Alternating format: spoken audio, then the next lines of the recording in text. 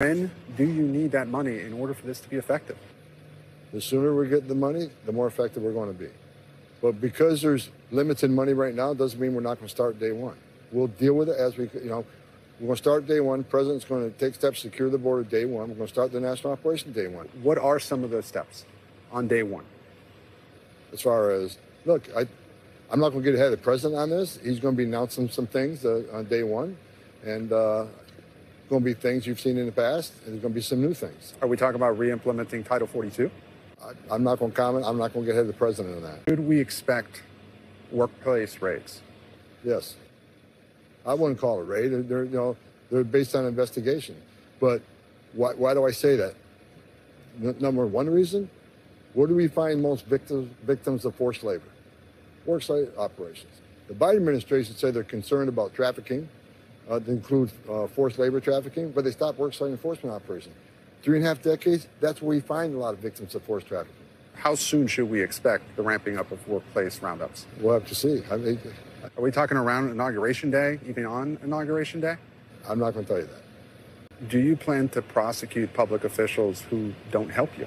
What I would say is, sanctuary cities don't want to help us, that's fine. I think it's wrong, but that's fine, because I would think any elected official would want to remove public safety threats from the communities. But there's a line they can't cross. Now, I've heard things saying we're going to put roadblocks up and not allow you in the city. Well, that's a clear violation of federal law. If you don't want to help us, then don't help us. We're going to do it anyways. You're not going to lock us out of your city. We're going to do this job. Will mass deportation hurt the economy? I think mass deportation and results of mass deportation are more important to this country than anything. I don't put a price on Laken Riley's life. I don't put a price on all these young women who have been raped and murdered. I don't put a price on our national security. What price do you put on national security? So I think the national security of this nation, we can't afford another 9/11. We can't keep affording American citizens dying at the hands of illegal aliens.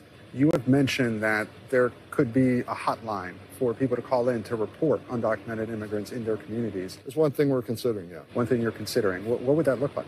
That's what, we're working on it now. What makes sense? That's still a fresh idea, working on it. But I want a place where American citizens can call and report. We need to make sure they have an outlet to help report child traffickers, forced labor traffickers. We want to give them an opportunity to be a part of the fix. Do you plan to separate families?